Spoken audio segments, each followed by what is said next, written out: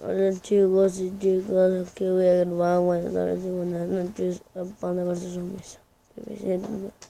Capítulo 3.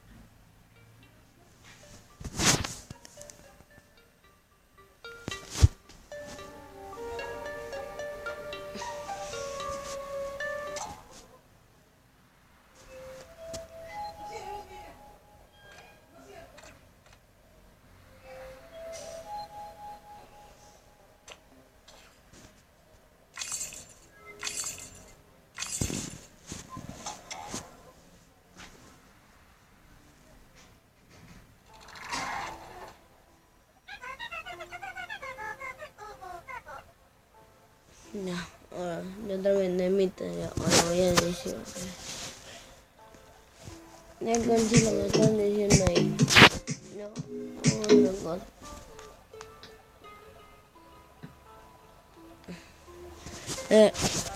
No hace falta, solo las plantas viven por entrega de la ya me han leído. De hack.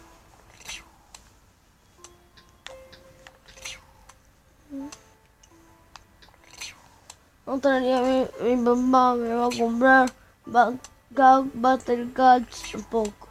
Ese juego. Yo voy a grabar todos los capítulos. Ok chicos. Ok.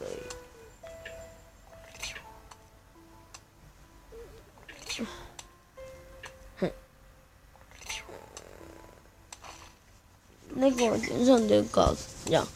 Vamos a seguir.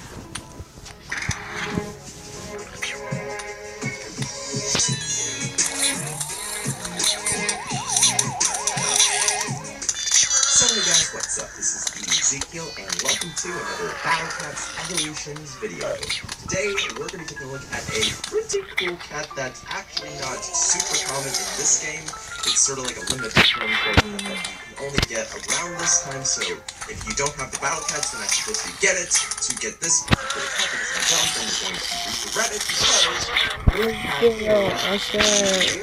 this cat right here, the Cat's Heart R, aka the Mario Cat. No quiero hacer lento y no quiero que no se pueda grabar el video. No sé qué hice eso. Whether it's from the Nintendo 64, the GameCube, the Wii, the Wii U, all of them good games.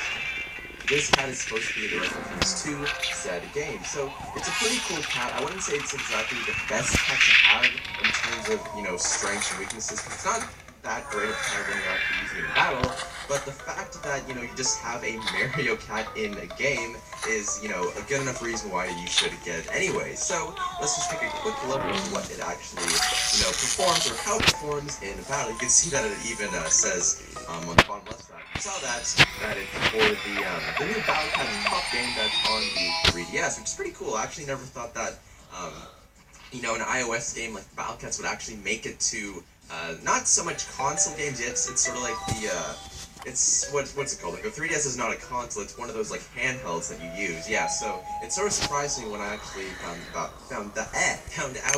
about that. But anyways, you can see that the cat card bar moves pretty quickly, actually. Not as fast as like the giraffe or the cow, whatever you call it, but it moves decently fast so that it can actually get from the base to the enemy base relatively quickly.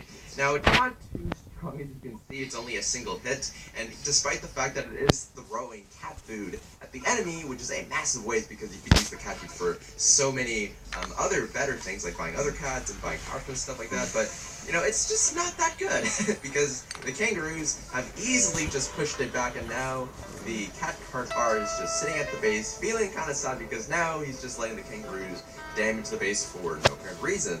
He does have a little bit more range than the average cat, so if you put him behind, or if he's behind spam cats like the wall cats or the crazy wall cats, the mush cats, etc., then you could potentially do some damage, but honestly, you're way better off using other cats like the Macho Legs cat, the Paris cat, stuff like that. So yeah, that is the first evolution. Now, that's for the Mario Kart cat. Now, its next evolution could potentially be better, because, you know, if it's not super obvious what it evolves into, well, let me just show you, because, you know, why tell you when you can see for yourselves? The Cat Cart R evolves into the Cat Cart G. So, if this isn't obvious of who this cat's supposed to be a reference to, then I don't know. But this is supposed to be a reference to Luigi. As you can see, he's a little bit taller, a little bit chubbier for some reason too. I always thought that, you know, Mario was slightly chubbier than Luigi, because Luigi's like kind of taller and all that good stuff. But yeah, this is basically the second evolution. Oh yeah, I forgot to read this for the that you're fighting against. This cat is probably one of the best pets to use when fighting red enemies, of course. So this cat in particular has probably one of the fastest attack speeds of any cat in the game. I don't think it's as fast as the crazed giraffe or even the Mister, but it's pretty fast enough to, you know, it's noticeable when you're actually using it in battle. So it's not going to be a case where it swings its whip once and then like nothing happens. It actually will continue to, you know, whip that whip to the enemy until the enemy, of course, dies or gets knocked back. But again, talk about it later. So yeah, the Domcat, you know, it's a little bit expensive, not gonna lie. I wouldn't really say it's the go-to cat when the battle starts off immediately. Well, it could be in specific stages, but it is quite expensive, so I wouldn't say that you can just easily stand this cat whenever you feel like it. You can only do this probably in mid-game or even late-game when you upgrade your worker high enough. Of course, I'm able to spawn them like easily, or not even we're in the challenge battle, so don't get that mixed up. But anyways, the Domcat moves pretty slowly, also looks pretty freaking cool, so maybe that's why it's moving so slowly. It's gotta keep that posture up, you know, the stature and that pose. Otherwise, the enemy's gonna look at her and she's gonna be like, oh, look at that cat. It's like all, you know, weird looking and the posture's all wrong. So that's why it has to walk professionally to keep, you know, keep things real. Anyways, this is what the Domcat looks like. Just has an interesting looking outfit. I'm not going to go into too much detail of what that's supposed to be. And it has the whip and the gigantic sunglasses that, you know, makes it stand out from the other cats. Of course, other cats have their own type of sunglasses for specific ones, but this one for the Domcat is pretty, you know, pretty unique. Got the spikes and all that stuff. But anyways, you can see the Domcat in action, just, you know, whipping that whip at lightning speed, but pretty fast actually. And you can see that because mine's level like 33, which is a little bit, you know, over level, I'd say, for the typical player, but a level 30 Domcat is more than capable of taking on, like, you know, hordes of enemies.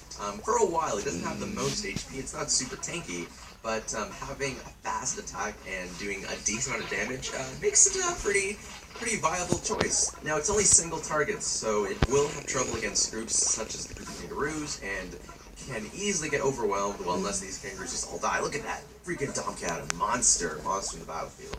But anyways, I think that's essentially the main aspects for the Domcat. Of course, the Domcat specializes in red enemies, as I just said, so using them right now, and, well, actually, no, never mind. No, there are the giant redheads that come much later, so I guess we can test it out then. But I think you get the basic concept of what the Domcat's like, the fighting style, their, you know, overall abilities and whatnot. So let's just evolve it into the next form, the Executioner, which is pretty cool because you just go from some random cat lady who instantly evolves into like a serial killer that's going to like create massacres of just like dogs and other enemies and stuff. Not real life dogs, silly, just, you know, in-game dogs. The dogs in this game. Anyways, so, you know, its stats are a little bit higher, attacks increase, defenses increase, HP's increased, but it more or less does the exact same thing. Only this time, it has a giant, bloody axe. Some people say it's a bloody axe, some people say it's just spaghetti sauce, some people even say it's just tomato juice spluttered all at the very end of the axe just to keep things, you know, slightly tasty, I guess? I don't know. I don't know if this Executioner even eats its victims, it just sort of chops them up, but yeah, he basically has the same attack animation, but while he's chopping his axe down up and over, and, you know, over the head and down to the ground, he's actually shaking that head back and forth as well. Maybe it's because it's, I don't know, a pleasant tune, perhaps? Because every time it hits the ground, it's just like a ting, ting, ting, ting, ting, maybe. And also like from all the sounds of the slicing of the enemies right here. But yeah, he also moves pretty slowly.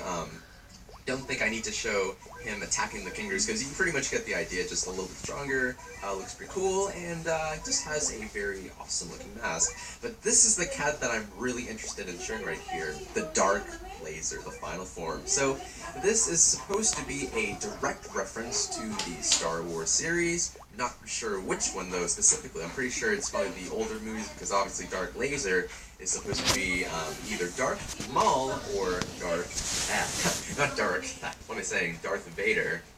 But of course they can't say Darth Laser because that's going to be a copyright issue or something along those lines, so they have to name it Dark Laser. Anyways, the Dark Laser is, you know, the super beastly form of the Dom Cat. Has really good HP, decent defense, or just improved defense, sorry. And its attack is just ungodly. But here's the thing. Not only is it effective against red enemies, but it now has the bonus ability to have the same stuff as red enemies with black enemies. So it's resistant to red attacks and black attacks, and it can also do so much damage to both red and black I keep saying black, I'm trying to say black enemies. Now of course it sounds super racist when I say it like that, so let's just say R&B. It's good against R&B enemies. But the other bonus to this cat that's not specifically stated in, in-game or in any wikia, is that the Dark Laser is also good for dogs. So whether they're alien dogs, angel dogs, black dogs, or just the regular dogs, this is probably the absolute best cat to deal with those things. Because typically, if you're doing much more difficult stages that start out with dogs, either they're angel dogs or alien dogs or black dogs, it can be kind of difficult to counter them just by spamming like wall cats or, eraser cats and phase eraser cats to kind of stop them because they can only take so many hits from the, the dogs because they just do so much damage. But you just have Dark Laser who will literally walk up this way. By the way, she looks pretty freaking cool when she's actually on the stage of battle.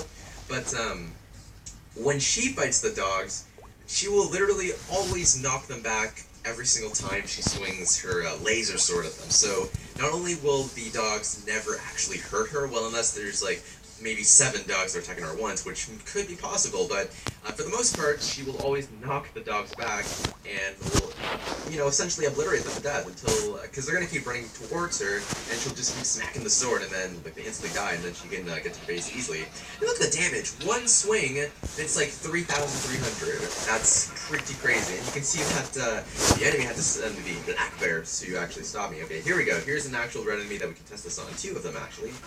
So look at that. Every single time that the redheads are trying to attack him, the Dark Laser, she can easily knock them back and also just murder them with her crazy lightsaber. She can also murder these guys pretty easily, but again, this is the challenge battle, so it's not super surprising. But yeah, that's just the Dark Laser in general. So yeah, I use this cat a lot because not only is she good against red enemies, black enemies, but she's just like the anti-dog cat that I'm pretty sure everyone should use if you're ever having troubles with dogs and stages. It's not just dogs, it's usually like very fast and weak enemies too, like these squirrels, sometimes crocodiles. Hit those very rarely, just because